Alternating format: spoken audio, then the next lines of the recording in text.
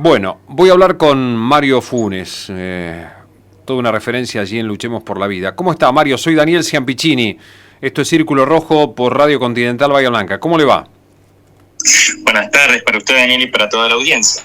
Bueno, usted sabe que en realidad yo lo quería molestar por este tema de, bueno, se viene el verano, mayor tránsito en la ruta. Yo quiero decir que lamentablemente las rutas cercanas a Bahía Blanca están en muy mal estado. Ruta 51, Ruta 33, Ruta 35, todas las rutas están en mal estado, algunas hasta abandonadas. Pero me quedé pensando en este tema de los colectivos, ¿no? De los controles. Falta de controles, pocos controles se hacen los colectivos, ¿no? Y este accidente trágico que hubo a la altura del kilómetro 325 de la Ruta Nacional 2. ¿Quién tiene que controlar los choferes, Mario? Fundamentalmente, en primer lugar, las empresas son las primeras responsables de que los choferes estén en condiciones para poder salir. Me refiero a sus horarios de descanso y a sus condiciones psicofísicas. Pero es importante la regulación del Estado y del poder público para precisamente garantizar la convivencia y la seguridad de todos y todas. Claro. Por eso usted hacía referencia justamente a esta empresa que contrataron desde un colegio, sí. Donde precisamente la CNRT tiene la posibilidad de fiscalizar justamente el estado en que se encuentran los choferes. Claro. Pero esto no deslinda de responsabilidades primarias a la empresa que justamente mandó a esos choferes en situaciones no aptas para la conducción. Claro, porque tampoco la CNRT puede estar controlando todos los choferes de todos los colectivos de todas las empresas. Exactamente. De todas maneras, la CNRT tiene un teléfono para que las familias, al contratar una empresa y al estipular la partida de ese micro, puedan acceder al control antes de salir de viaje. Pero como usted dice, esto es necesitaríamos justamente una mayor cantidad de personas dispuestas a la fiscalización de los choferes. Claro. Pero aquí yo lo quiero conectar con lo que también usted dijo del estado de las rutas en el país. Lo que pasa en su zona es lamentablemente algo que pasa a lo largo y a lo ancho de la República Argentina. Sí, claro. Ahí estamos viendo, para conectarlo, la importancia del Estado como regulador de las pautas de convivencias a los efectos de que nuestras conductas sean previsibles para los demás. Ajá. En este caso, el Estado, cuando digo el Estado me refiero a los 3 niveles de gobierno, ¿no? Municipal, provincial y nacional, deben bregar para que las rutas estén en condiciones a los efectos de garantizar la seguridad de todos los conductores y conductoras. Entonces, volvemos pues a la necesidad de un Estado que controle, que fiscalice, y lo que nosotros siempre decimos desde Luchemos por la Vida es que uno de los pilares para la seguridad vial son los controles eficaces y las sanciones efectivas. Ajá. Bueno, cuando salimos a la ruta, ahora no lo estoy recibiendo, cuando salimos a la ruta, pensando en el verano, ¿qué aspectos tenemos que tener en cuenta? Fundamentalmente tenemos que pensar, primero, que el viaje forma parte de las vacaciones, que las vacaciones no comienzan cuando llegamos a destino, sino que comienzan cuando nos subimos al auto. Y en realidad el viaje comienza mucho antes, cuando preparamos el vehículo para salir a la ruta. Entonces eso es fundamental porque independientemente, podemos pensar que tenemos, supongamos, ¿no?, que tenemos un vehículo nuevo. Sí. Podemos deslindarnos y decir, bueno, no, el vehículo es nuevo, lo compré hace poquito. No, hay que revisarlo precisamente porque vamos a subir a nuestros seres queridos. Claro. Y ahí está justamente la idea de una conducta social responsable frase que hemos aprendido en tiempos de la pandemia, pero tengamos en cuenta que la siniestralidad vial es otra pandemia. Entonces, esto hay que tenerlo en cuenta. El viaje comienza preparando el vehículo, el viaje comienza cuando salimos a la ruta, el viaje comienza cuando me preparo físicamente para manejar distancias que no son las habituales. Ahí forma parte de la primera acción antes de salir a la ruta.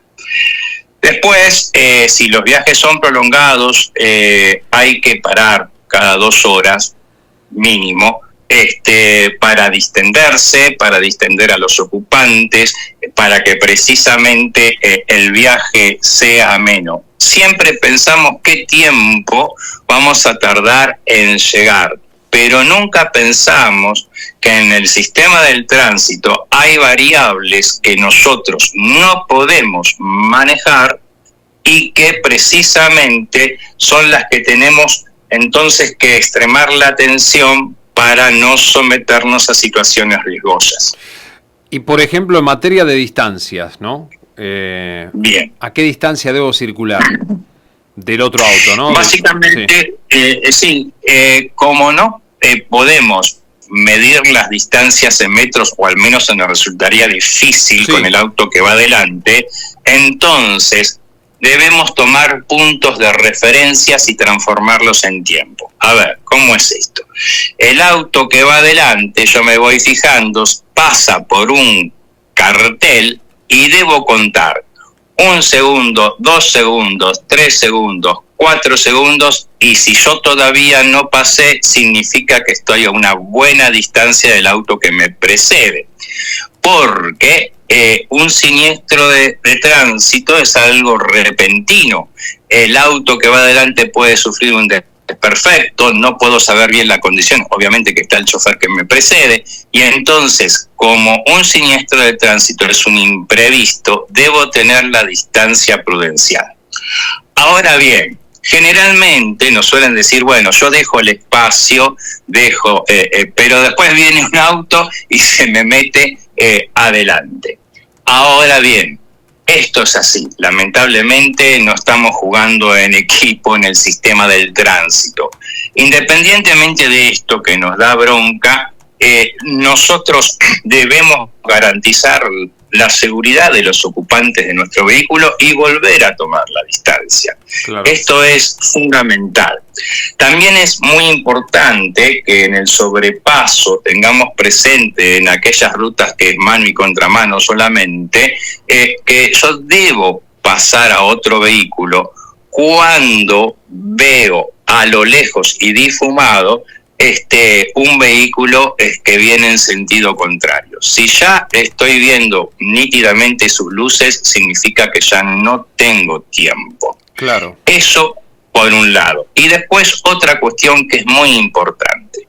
Cuando vamos en estas rutas de doble sentido y el camión con cierta gentileza nos hace el guiño izquierdo, que a veces se lo interpreta como dale, pasá que no viene nadie. El guiño izquierdo significa que el camión va a doblar a la izquierda. No tiene otro significado que eso.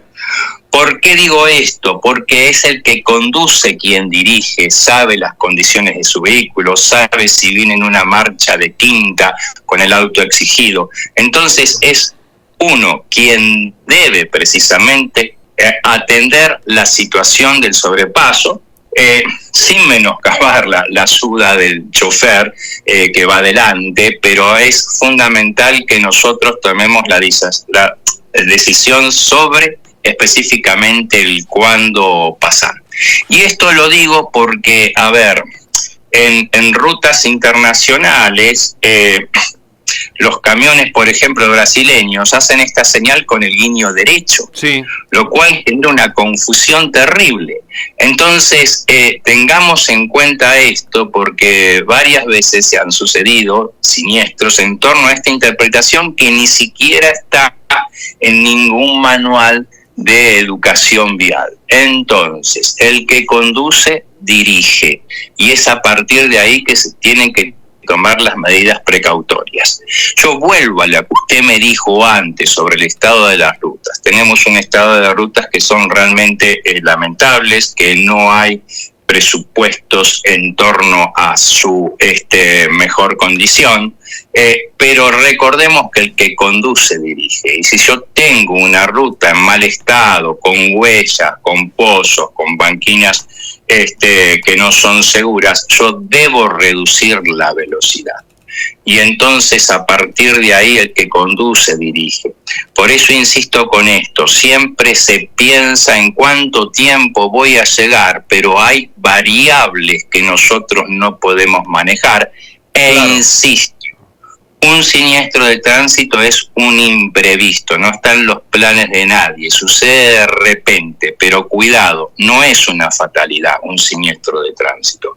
Un siniestro de tránsito tiene causas, por lo tanto es evitable. Exactamente, exactamente. Y hay que insistir con la capacitación. Bueno, usted es capacitador y vocero de Luchemos por la Vida, desde los más pequeños, ¿no? Porque ellos nos enseñan permanentemente.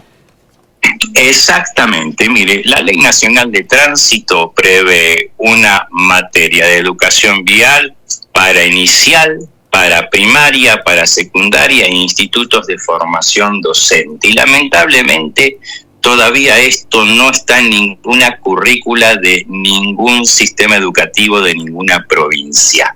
Y entonces, buenamente las instituciones educativas arman proyectos de educación vial, pero queda supeditado justamente a los perfiles de los colegios.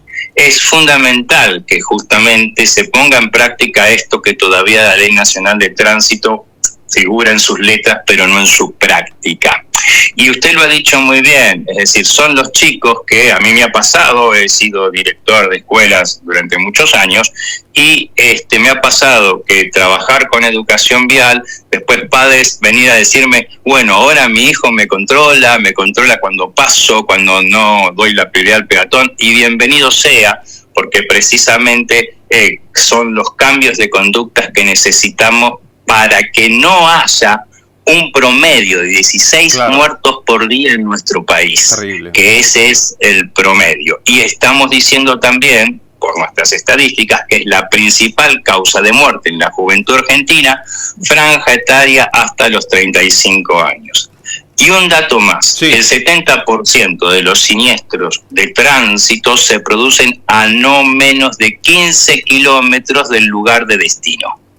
Y esto es porque cuando se hacen viajes prolongados, se está más cansado, hay más ansiedad por llegar, o bien porque hay que tener en cuenta el riesgo subjetivamente percibido y el riesgo real, que es objetivo. Entonces, a ver, tengamos en cuenta que un auto a 100 kilómetros por hora va a necesitar prácticamente entre 85 y 90 metros para poder frenarse. Es decir, casi una cuadra. Sí. Entonces, tengamos presente que esto es física, esto es la ley de la inercia, no tiene que ver con las habilidades y las destrezas de quien maneja. Y aquí justamente pongo también el acento, porque se sobreestima las capacidades de manejo, pero una cosa es manejar y otra cosa es conducir. Manejar es la destreza que tengo a la hora de manipular un vehículo y cuanto más destreza, mejor. Pero conducir es algo mucho más amplio, donde está el conductor expuesto en su situación física, en su situación psíquica, en su escala de valores, si es antipático, si es empático. Entonces, claro, la conducción es mucho más amplia que el manejo. Está. Mario, como siempre, un gusto charlar con usted, que le vaya muy bien. Muchas gracias. No, gracias a ustedes por su preocupación y ocupación en pos de la seguridad vial y sigamos luchando por la vida. Muchas gracias. Señor Mario Funes, capacitador y vocero de Luchemos por la Vida.